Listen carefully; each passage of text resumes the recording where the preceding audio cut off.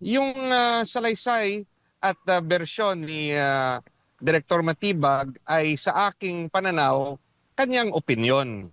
So hindi naman napatunayan na siya ay isang expert witness at sa kanya ring let's say testimonya na analyze ko na talagang wala pa silang pangalan kung sino man yung alleged assassin na kinausap ni VP Sara.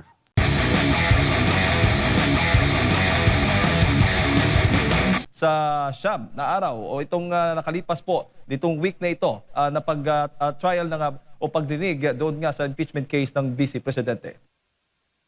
Nandun po ako kahapon, no, July 22 at naging witness ako sa pangyayari sa loob ng Senado. At may mga highlights yung iba't ibang participants sa mga senador at saka rin sa prosecution at defense.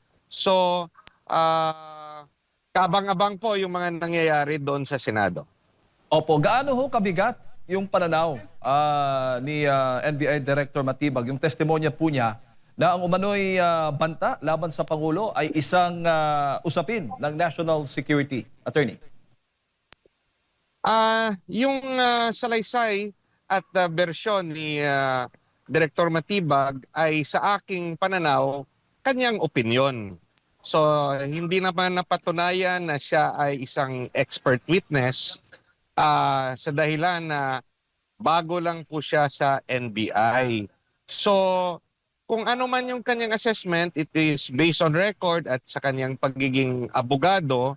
At dahil siya yung may hawak ng opisina ng NBI, trabaho niya na isabi kung ano ang posisyon ng kanyang opisina. Pero sa aking personal na palagay, perception niya yung kanyang ibinigay na testimonya. Maaari ho ba yung maging ebidensya para po doon sa betrayal of public trust, attorney? The testimony ni Director Matibag ay acceptable to the court. It is admissible. But as to its credibility, depende na po yan sa individual senator judge. No? How to appreciate. Siyempre, titignan nila kung consistent ba si Director Matibag sa kanyang posisyon at titignan rin nila kung ito'y naayon sa ebidensya. But at the same time, titignan rin nila yung kanyang credibility, no? Yung length of service niya sa kanyang opisina at yung kanyang expertise na hawak as a member of the NBI. Yun lang, meron siyang admission na kaka-appoint lang sa kanya noong February, I think, no? So, it now depends on the senator judges kung paano nila i-appreciate yung lahat ng circumstansya patungkol sa testimonya ni Director Matibag. Opo. Nang sabihin po ni Director Matibag na betrayal of public trust has already been consummated. Ano ho bang ibig sabihin nito para sa kaalaman ng ating mga kababayan? At hindi ba ito tila paghatol na po sa isang isyong dapat pang pagdidesisyon ng impeachment court? Yeah, yun nga yung sinasabi ko.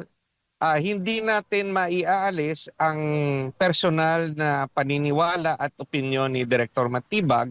Ang kanyang opinyon ay 100% na totoo para sa kanya, pero depende na sa senator judges kung pareho rin yung kanilang paniwala sa testimonya ni Director Matibag. Gaya rin ng pag-testify ng dalawang miyembro ng NBI at respetohin natin yun kasi yan yung kanilang paniwala base sa investigasyon nila na based sa video na nakuha nila sa mga sabi ni VP Sara. Opo, sinabi po ni Director Matibag na hindi po nila isinompina o binigyan po ng sampina o naglabas ng sampina laban po doon kay VP Sara dahil hindi rin umano ito dumadalo sa mga naunang sampina po sa pangalawang Pangulo. Legal ho ba itong ganitong paliwanag, attorney? I think it was admitted by them na wala namang subpoena but a mere invitation, no? The office gave invitations to the Vice President at for some reason the Vice President hindi naka-attend sa mga araw na inimbita siya. Pero magkaiba po yung invitation sa subpoena. Um, Regarding sa mga ibang witnesses, sana no talagang nag-insist yung NBI to require their attendance. At kung sa tingin nila ay may connection yung mga yon at may ginawang illegal, dapat in-insist ng NBI at kung kailangan, edi file sila ng kaso kung merong conspiracy to commit an assassination or talagang uh, uh, gusto nilang hanapin kung sino yung kausap ni VP Sara. Dahil kung hindi po sila nag-issue ng subpoena, attorney, yung NBI, maaari ho ba itong questionin din po ng depensa doon po sa issue ng due process? Pwedeng i-cite ng depensa no na hindi buo ang investigasyon. Yung isa na nakita natin sa mga testimonya, walang attempt also to talk with President Marcos, the First Lady, and former Speaker Martin Romualdez. Kasi yung grave threat, although it does not require those alleged victims to file a complaint because the NBI could actually file it, yan yung ginawa nila.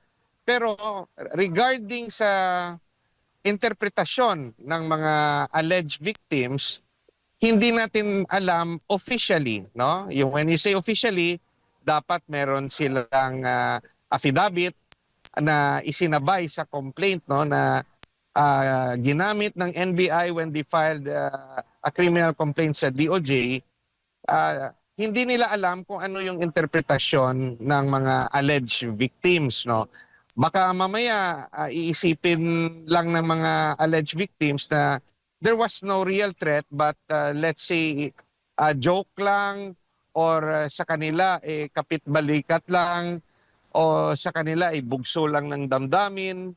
Gaya rin sa kaso ni Director Matibag, nung similarly nakita natin, no, may lumabas na video na involving Director Matibag and another person na nagkaayos rin sila. So hindi rin natin alam, no, yung totoong saloobin ni President Marcos, ni First Lady at ni former Speaker Romualdez. Bakit ko nasabi yon? Dahil hindi nga nag-request kahit by invitation man lang ng pagkakataon ng NBI na makausap sila President Marcos et al. Opo, attorney. Doon po sa pagtatanong ng depensa ni Attorney Vidluan kay Matibag, tinanong po niya ito na kung nagsasagawa ng investigasyon ng NBI para i-substantiate yung investigasyon o yung impeachment case laban kay VP Sara Duterte. Ang sagot po ni Matibag, no need to substantiate because it has already been established. Ano hong pananaw ninyo dito? Naiintindihan ko yung ibig sabihin ni Director Matibag kasi hindi naman sila naghahanap ng let's say ng separate case, no, so far na let's say conspiracy to commit murder or to for the assassination. It's entirely a separate crime kung merong overt acts, no, as compared to the let's say the crime of grave threat. So yung pagkakaintindi ni Director Matibag, consummated na yung grave threat at ito'y ibinase nila sa mga pronouncement herself of the Vice President sa mga video na napanood nila. So yung regarding sa actual na pagplano, kung totoo man ito, ongoing pa yung investigation ng NBI. So yan yung sa akin pagkaintindi yan yung ibig sabihin ni Director Matibag. Opo, kahit sinasabi po ni Attorney Matibag o ni Director Matibag na baga may pattern of violence, yun po yung kanyang termino ang ginamit, kailangan pa rin hong patunayan po ito ng mga ebidensya. Yun nga, it depends on the appreciation of the senator judges.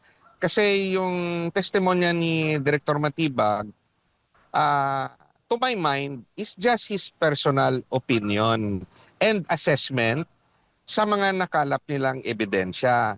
Yung tanong nga is he an expert witness to testify on the matter? He is, being the director, one witness that could testify on the stand of the NBI.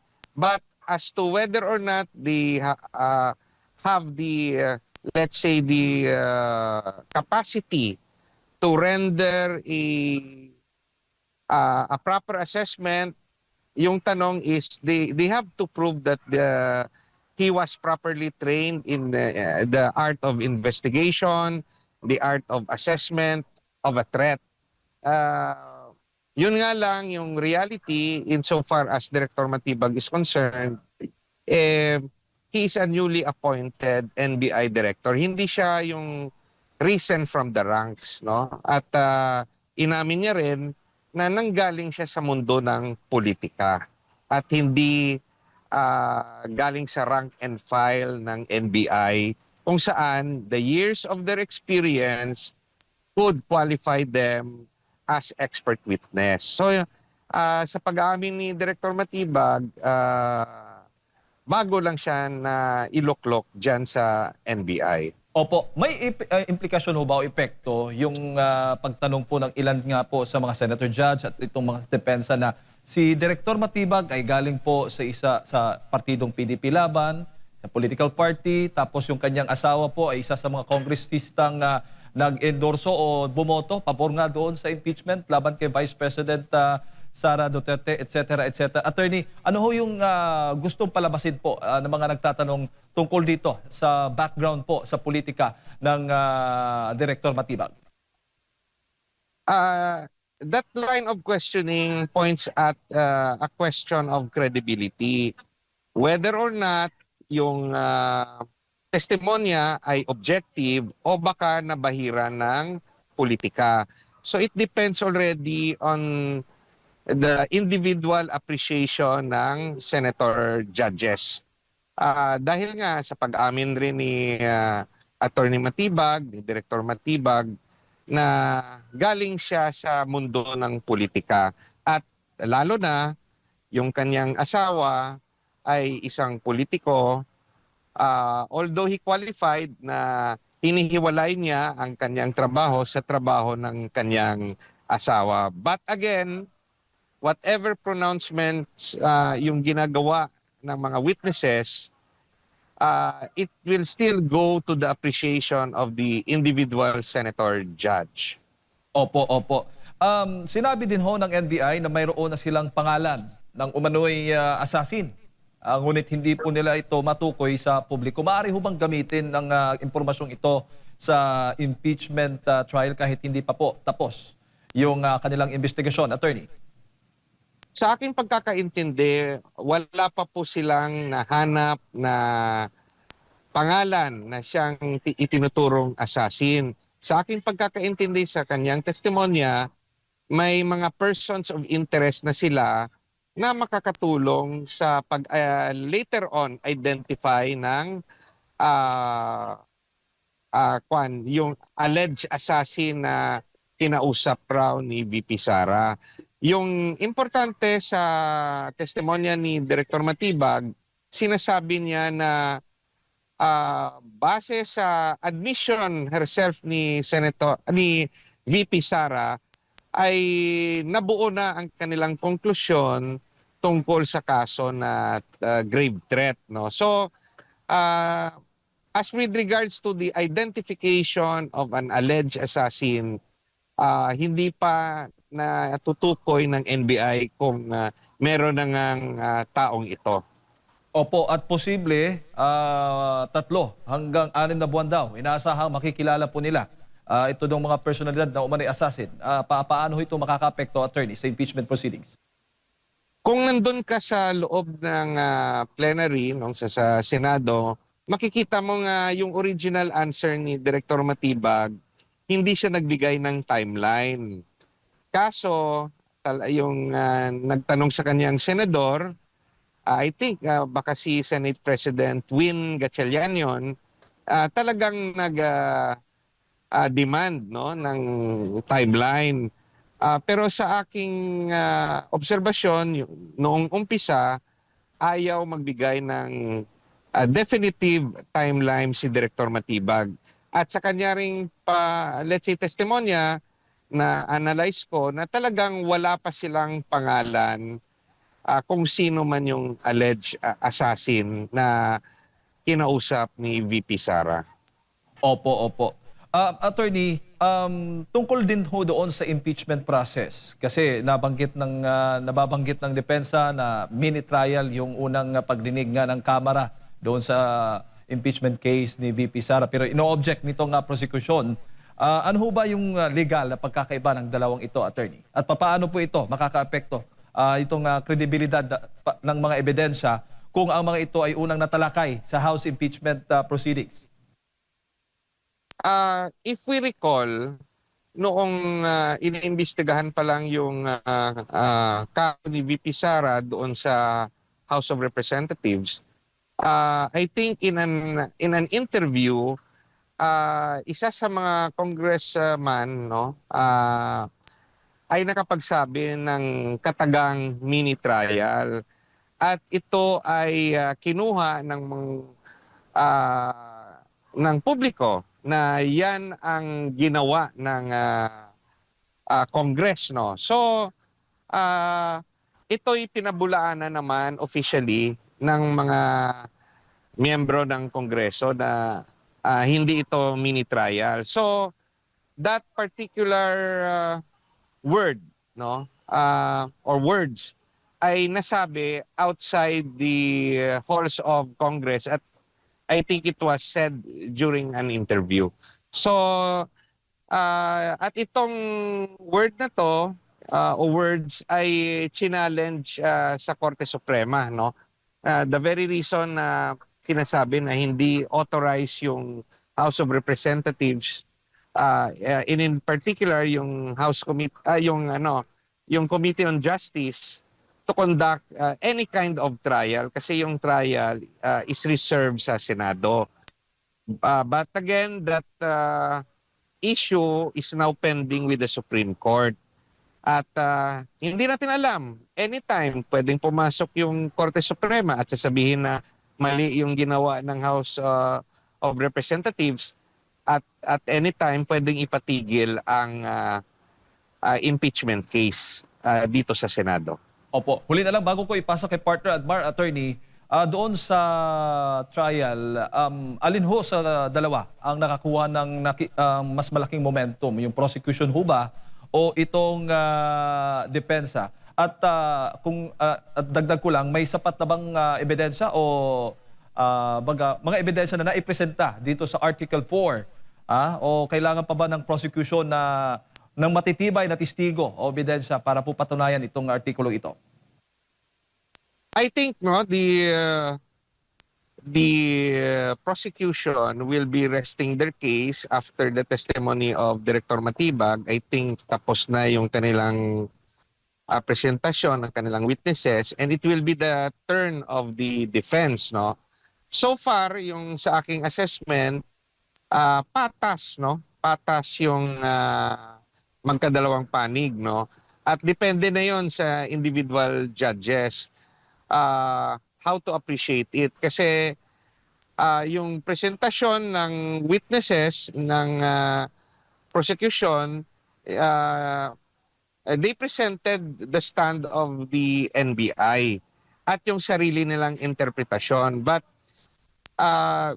the judges will have to determine na granting there is or there was grave threat that happened, will this constitute as a high crime? And will this constitute as betrayal of public trust? Kasi yung penalty naman ng grave threat sa criminal law ay mababa. At baka intindihin rin ito ng judges na pag sinabi mong high crime, yung penalty dapat mataas, nga reclusion perpetua o life imprisonment. It depends on their appreciation. Magkakaiba silang lahat. Now, antayin natin kung paano naman yung depensa ng defense team ni VP Sara at kung sino rin yung kanilang mga witnesses to prove, no, na mali yung naging interpretasyon ng prosecution.